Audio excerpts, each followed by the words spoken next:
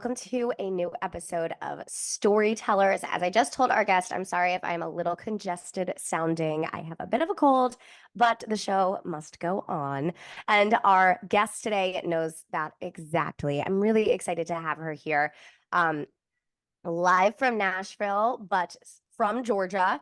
Peytan Porter, country music singer whose EP is about to come out on March 1st. Hi, Peyton. Hi, thank you so much for having me. Oh my gosh, thank you so much for coming on. I'm so excited to chat with you. I love talking to singers, songwriters about their craft because I've never really met anybody more just passionate about the work that they do and like ready to talk about it. Yeah, well, you kind of have to be passionate because there's not a ton of logistical reasons to want to do this for a living. Why? Why? What makes you say that? Well, my rent being due is what makes me sad. Hmm. My rent So, being due, I'm like, I love my songs. They're like, that doesn't yeah. pay bills, does it? Right, right. So you're in Nashville by way of Georgia. You've been in Nashville for about 6 years, Yeah. working to make it in this industry. Tell me a little bit about kind of what brought you to Music City in the first place. Well, like you said, I grew up in Georgia and I'm the middle of three girls. So I like to attribute my need for attention from strangers to my lack of attention from my family. And Yes. they're wonderful. They have made up for it on the back end for sure. But I mean, when you've got three little ones, someone's gonna have to go Someone's do gonna get something. lost. And Yeah. once I started singing, they moved me to the basement because that was a lot of noise. And that's kind of where I dug into songwriting and I dug into music and really started figuring out that that was the easiest way for me to communicate with people. Mm, So I could sneak off to the basement while whatever was going on upstairs and I could write what I was feeling and then bring it upstairs and be like, hey, I just wrote a song. Will you listen to it? And then I could communicate with my family by putting it into a song yeah. because they would pay attention. And then they'd be like, great, love it. Sorry you feel that way. And I'd go, yes, run back to the basement and write another song. That's And so good. That's good. yeah, it was definitely my way of making it through the world and becoming a fan of other people who told their stories through writing songs, like especially females. I always really Mhm. gravitated towards female narratives and female singer-songwriters. And early on it was Carrie Underwood and the Chicks and Taylor Swift, and then it turned more into like the Dolly Partons and the Patsy Clines and Brandy Clark and Yeah. uh, Lori McKenna, and I started getting really, really into the singer songwriter side of Yeah. the writers, and just fell in love with the craft of songwriting. And I would sing like track eights at local festivals, and mom would be like, "No one knows this song." And I'm like, "Yeah, but it's better than the ones on the radio. They need to hear it." And it became Yeah. like this charge on me to force feed great songs to people that they didn't want to hear because it wasn't the hits. And Yep, yep. I love that though. I mean, I will listen to an album in full, especially Chicks albums. oh Take yeah, take me 1 through 12. yes, it's like those early records like Yep. Fly. I Oh, mean, they're so good, and they were a great example of outside songs. Like they would cut a mhm. Patty Griffin song, Let Him Fly. Yes. They Yep. had outside cuts on every album, and I think that that's kind of a lost art of Mhm. once everyone started having to write their own songs, we Yeah. lost a little bit of the outside cut, which is tough for true songwriters, Mhm. because unless you've got a radio single, you don't make money. And Right. so that's also something that I'm passionate about is keeping the songwriting community alive. And Hmm. so eventually I'll be open to outside cuts. No one wants me to cut their songs right now because I'm not making enough money to make the money, but eventually You I'm gonna never know. All song. it takes is one. All it takes is Yeah, one. just takes one. Uh, Yep. but yeah, so I started writing songs and getting really into music. I was an athlete, and so I was like the Troy Bolton at high school. I was Love like, I it. just want to sing. And then I'm like playing a basketball game. Um, but I moved, I thought I wanted to be a worship leader senior year of high school. And so I went to a Christian college here in Nashville, Lipscomb University. Yep. And it was actually between Lipscomb and Liberty. Like I was really, really into the idea of being a worship leader. And I knew Liberty had a dress code and I would get kicked out. So I went with Lipscomb. And I Love loved it. Nashville. I knew I loved Nashville and I like had a secret dream in my heart to end up in country. Right. Like in the back Um, of your mind, you were also kind of like, but I could also play yeah. on Broadway at night. Yeah, it was like my perfect blend Yeah. of both options. And once I got to Lipscomb, I tried to do the music program, tried to keep the worship leader thing going, worked the Dove Awards. There's a lot of nice people in Christian music. There's a lot of not as nice people in Christian music. And I was like, I'd rather just be honest about how mean I am and not have to Mm, pretend like I'm not. And mm, so I'm gonna yeah. go sing country music and drink beer and date boys and like sing about it. And It just felt live. more authentic to me. And Yeah. so that was kind of the shift I made freshman year. And I switched out of the music program to get a PR degree. I was like, I will figure out how to get people to my shows and I will pay people to be great at the music, but Yeah. I'm gonna figure out how to market myself. Yeah. So And so important. I switched. And then I started writing. I had an internship at a songwriting company, at a publishing company here in town, summer after my sophomore year. I was just like a front desk girl. I got to listen to all kinds of unreleased music, like Stapleton's whole catalog was in there, Jordan Shellhart, all kinds of people. And I got to really learn what the bar was for a great song by being an intern Mhm. there. And I'm to this day, I still wish I could just go and sit and listen through those songs. And I learned a lot about the way that the publishing world worked through that internship. And I ended up staying there through the rest of my college career as a songwriting intern. And Amazing. the spring of senior year, I was supposed to sign a deal with them. It didn't feel right. I told my mom the vibe doesn't feel good. And she said, Mm, you're a senior in college and you're not wanting to use the degree that you're getting. And you just said no to a job that is the job you want. I don't understand. I was like, yeah. well, it just Interesting didn't feel point. right. What didn't Um, feel right? Like, was it something like they weren't seeing your music for how you wanted them to see it? What didn't feel right? I think what didn't feel right was the artist development component. And I had it for as clear of a vision as you can have as a early 20-year-old, never done it Right. before artist. I just felt like my time there had been served as an intern. It's kind of one of those things like once they see you one way, they have a hard time seeing you as something else, maybe. And Mm-hmm.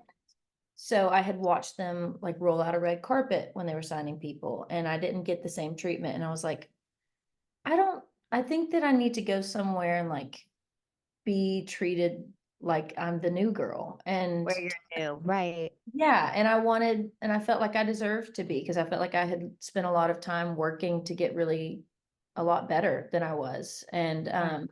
And I wanted to go somewhere where I would feel appreciated and understood and have the runway to launch my artist career the way that I wanted to. And so Mm-hmm. I said, no, thanks. And then the next week, the world shut down. I went back to Georgia for the pandemic. And my mom was like, you're either stupid or brilliant, but I don't know which one.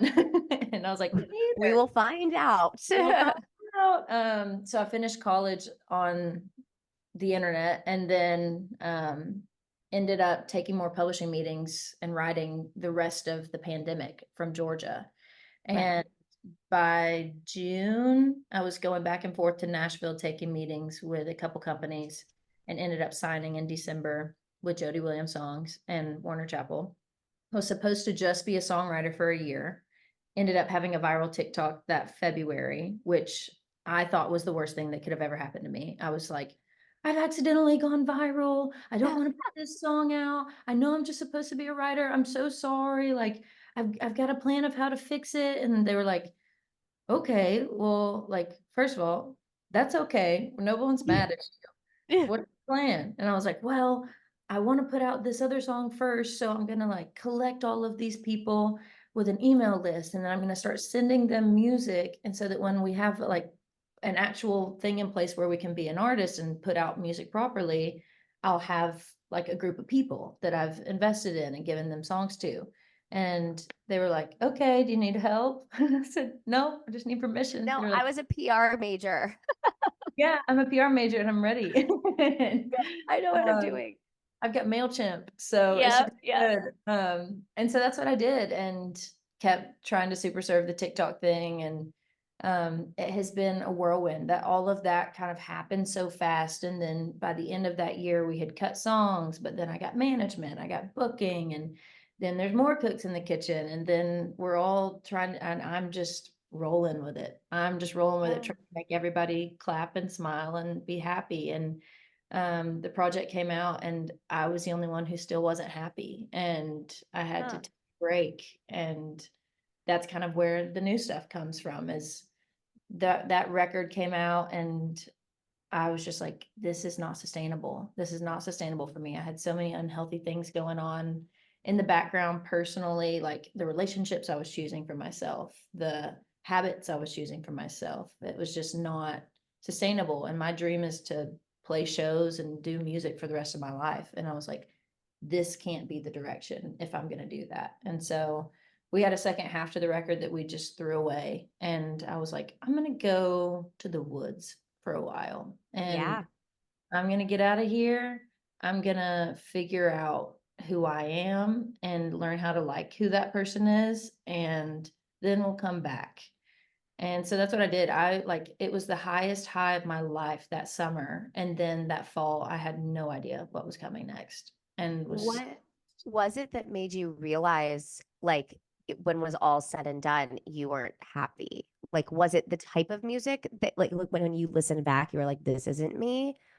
Or was it just this overarching feeling of like sadness?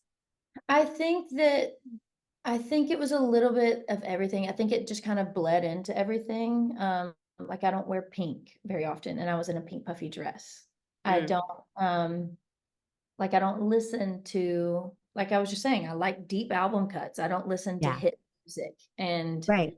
we were like striving for this hit music thing. And I came into all of these meetings like this was all my vision. Like I led myself down this dead end and everyone Mm, just helped me get there and believed in me. And it was all on me. And it took me a minute to figure that out too. But it was just that I was putting my happiness in the hands of everyone else. And that was never going to be enough. And it didn't matter how many streams it got. It didn't matter how many people loved the songs. I didn't. And I love the songs and I love what we did. And I'm really proud of that project. But it was just the balance was so uneven and I couldn't keep doing right. it. And so It's I had, amazing too that you realized it and were able to like pull yourself out of it, even though you were finding success, because that's really difficult. yeah, it was not the most obvious decision to make. Mhm. Um, and it was scary. Like my team was scared, I was scared. But I just kind of felt like it was the same thing as saying no to the first deal that was in front Yeah. of me. It was like, this doesn't feel like it's gonna work. And I would rather just cut it now and save myself some time and start figuring out what Right. will. And I mean, it was a figuring out what worked is still a journey, but I moved into my own apartment, which was a good idea in theory. And then the apartment I chose happened to be terrible and had like negative reviews on Yelp, which I didn't read No. before I signed the Gotta lease. read the reviews. Yeah. I was like, I want to live alone, so I'm just going to sign a lease. And Adulting, adulting. adulting. My parents helped me move in and they were like, I okay. had one of those. I had one of those. You Yeah. have to. I call it your Carrie Bradshaw apartment, though. It's Yes. like Yes. it's terrible, but you're kind of like made there. Like something happens to you while you're living there, Oh, I love that. you That's so know? true. That is so true. And Yeah. you learn to trust yourself because Yeah. you have no other choice. You have no other choice. And like your parents hate it, and you're like, I'm gonna survive here Yes. because you hate it. And that's going to be success is just Yes. surviving. And then you're gonna help me move out. Yeah. Yeah, definitely. Yeah, they dropped me off and I cried and just cried and they cried all the way home. I found out later, but they did a really good job of not being like you are really Making stupid. a mistake. Yeah. Yeah. Um, they're like, we trust you. You've gotten yourself this far. Like, you'll figure it out.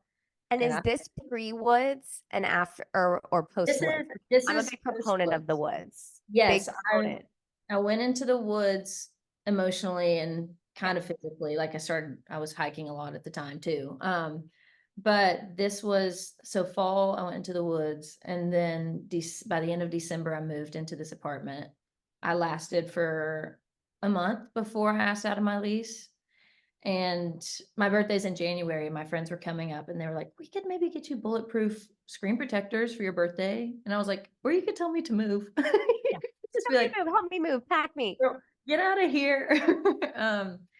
And so I asked out of my lease and I moved about a month and a half later, which was a nightmare in itself, but it was worth it. And I came out of that and like I made vision boards in that apartment. I lit taper candles. I got the decorations that I wanted. Like it was this process of weeding out other people's taste and other people's opinions and Yeah. figuring out my own, and also putting myself, not on purpose, in a situation that was dangerous and terrifying, and getting myself out of it and proving to myself that I could, and Yeah.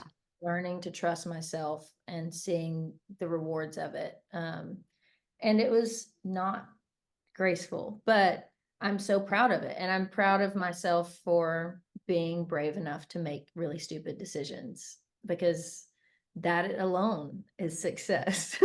Exactly. Bless the broken road, Oh yeah. Oh yeah. right? So then when was this? Was this year or last year? This was last year. Okay. So this was, I think the project came out 2022. Okay.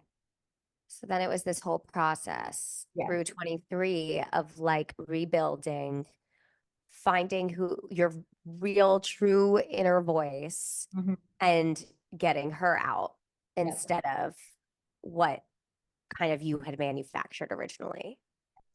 Yep. And that was like, my guitar player is a Capricorn and I am too, and we get all woo woo when we're around each other. But she was like, "You're Yeah. using the best parts of Capricorn against yourself. Like, Mm, best parts of Capricorn are like we can work and we can read environments and like kind of manipulate and create these things like moments." And now she's helping me like, you need to be creating using that manipulation instead of using it against yourself.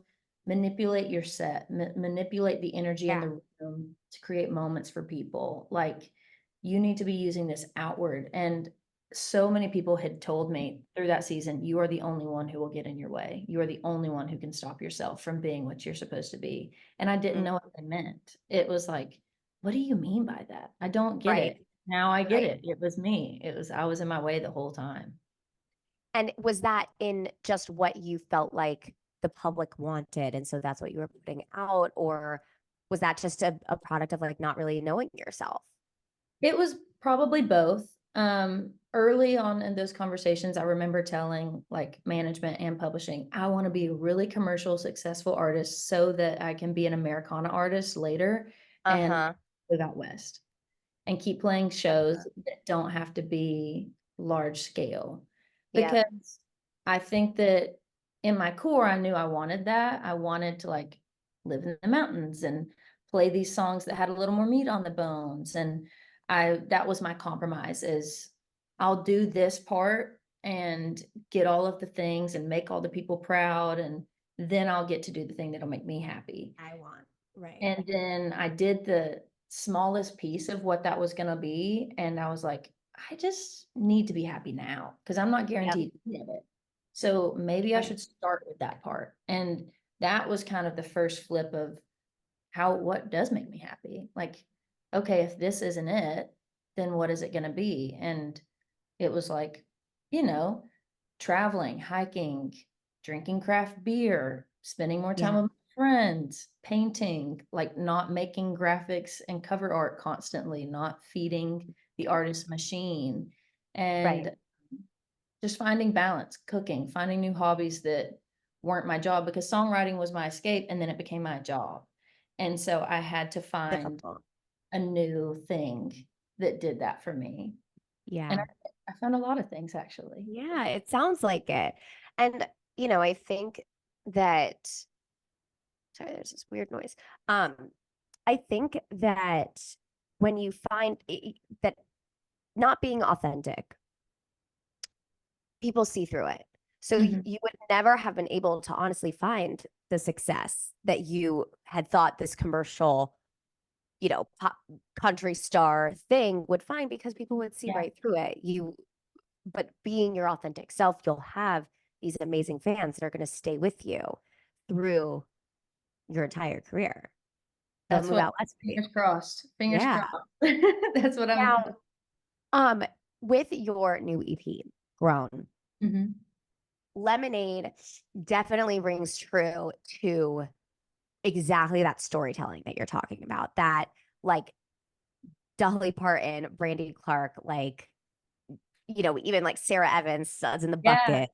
Um, are all of the songs on the EP similar to that? Like, tell me a little bit about Building Grown, which So you have, building, because I know that this is all Building Grown. yeah, it is. Lemonade was the first song, like that's the oldest song on the project because we wrote that in the pandemic over Zoom. And I was back in Georgia for the first time. I never thought I would move back home after I left. Right. And so being back in my hometown gave me great perspective. And I was like, it's so funny. Like all these people here are in each other's business. And like I forgot when I left. And Right. I mean, you get all by yourself in a city where you don't know anybody and no one's really up in your business. You don't have the accountability, but you also don't have the like nosiness. And it just comes with proximity. And so we were laughing about that over Zoom. And my dad's a UPS man. And so once we started writing, I was like, it'd be so funny to talk about the women who look at my dad on his UPS route. And I knew that my mom could hear me and I knew it would make her mad. And that's exactly why I said it. She's like, don't say that. Middle But child. very jealous woman. And so I loved that was in it. And then it kind of sat for a couple years because I recorded the vocal in my childhood closet on my phone and I couldn't stand listening to it. So I just hated the song. And all of Right. my friends and team, they were like, we really like Lemonade. We really like Lemonade. And then finally we just did a new version and I was like, I like this song I too. I like forgot. it too. But it's definitely the most storytelling of the project because Mhm. it's kind of all outward facing. It doesn't really like I'm just kind of an onlooker, which as the middle child, I did feel like a lot is I got to kind of look at people and hear things and notice the things that went unsaid and the in-betweens of conversations. And I feel like that's one of my like superpowers that I got from Yeah. being a middle child is I'm a really good observer and Yep. I really like to make the person in the back of the room feel seen Mm. and as well as the person in the front that everyone's going to be there for. Like it matters to me to make people in a room all be acknowledged. Um, and I love that Lemonade has some grit to it. It's kind of like my fire breathing, especially High Road. High Road definitely it's the same thing. We wrote it about this girl who was not nice to me. And one of our mutual friends was like, oh, my parents, they just think you're so great. They say Peyton always takes the high road. And I was like, well, that is definitely not true.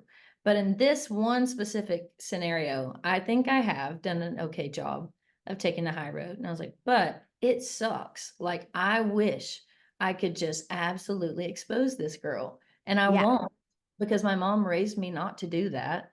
But I came into a riot and I was like, you guys will not believe these people think I take the high road. And we need to write a song for the people that are like biting their tongue every second of every day Yep.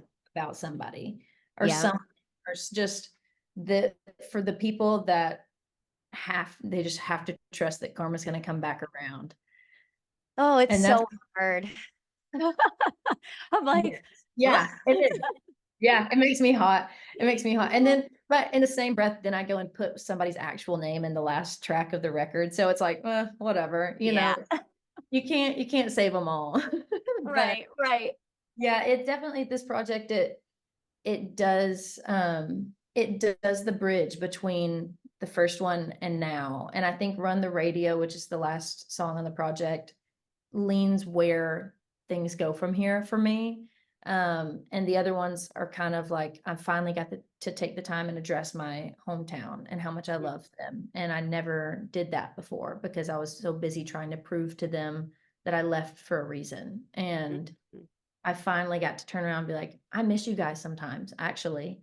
And this is my dream and I love it. But you're all hanging out on the weekends and I'm not there. And that sucks. And my high Mm. school boyfriend's married and I cannot pay someone to be in a committed, healthy relationship with me. And we're just at very different seasons. And Right. this is my dream. And they got their dreams too. And then God's Hotel was like me deconstructing my relationship with faith and trying to figure out my own relationship with God and creation and the universe and that being okay and opening a door for people to find people who accept who they are authentically. And then grown is me being in the apartment, me turning 25, me looking at all of the kind of similar topics and being like, you're exactly where you thought you wanted to be. And then by the end of it, I actually was so proud. Like, I feel like grown is kind of the whole song tracks the feeling of when that project came out and I was so lost to where I am now. Because if you stretch it out over the last 12 months, that has been my experience. The first verse is really sad, very isolated and alone. The second verse is like, good things are happening around me, but not directly to me. And it feels good.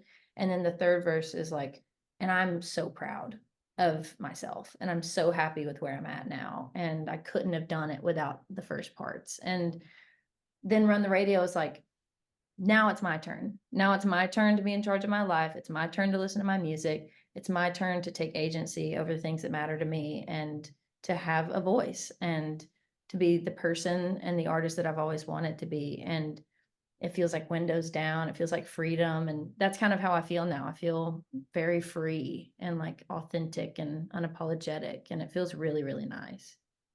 And with the album or the EP about to come out, you feel that way. You're like really standing firm and tall in your where you are in your shoes, and in your voice.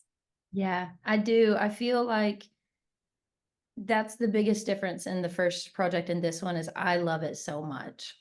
And I Good. hope other people love it. If they do, amazing. I hope they buy tickets to shows and come see me and talk about it and learn the words.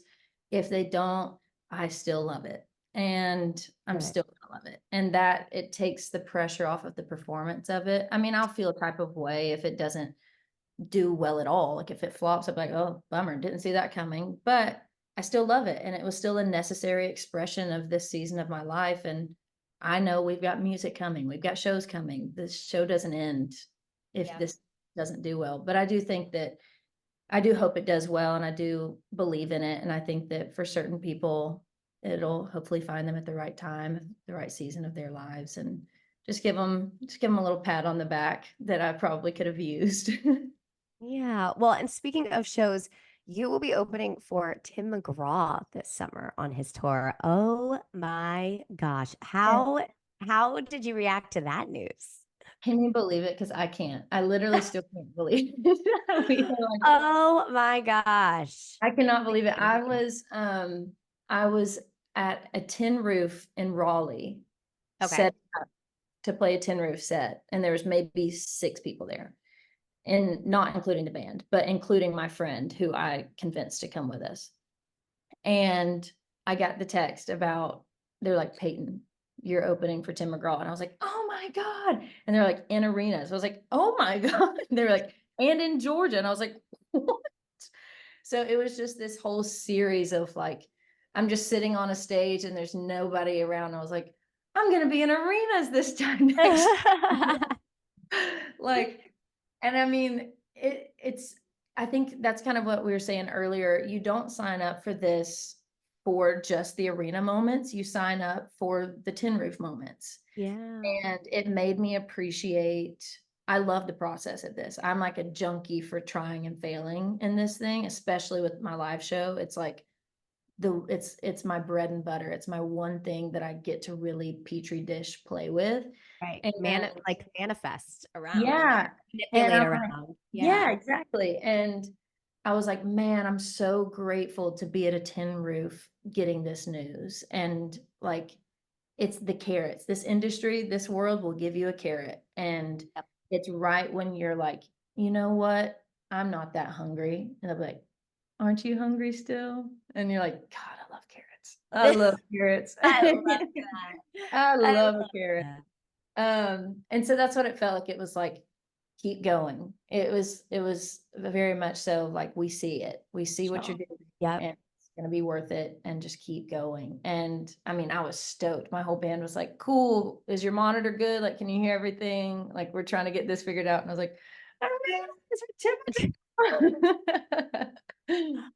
know. It is, I mean, like what a cherry on top to like trying to find your voice and trying to find yourself and then being seen for it Mhm. by one of the best in the business.